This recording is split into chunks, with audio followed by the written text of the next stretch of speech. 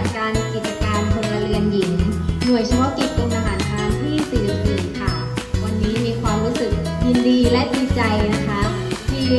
ได้มาเป็นวิทยากรของชาชักกรมทหารพรานที่ 44 นะคะเพื่อสร้างโอกาสทางอาชีพในวันนี้นะคะมา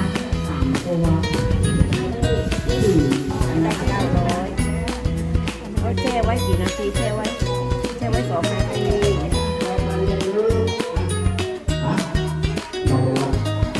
ครับเราแล้วควรจะนอนไม่หลับแน่นะครับ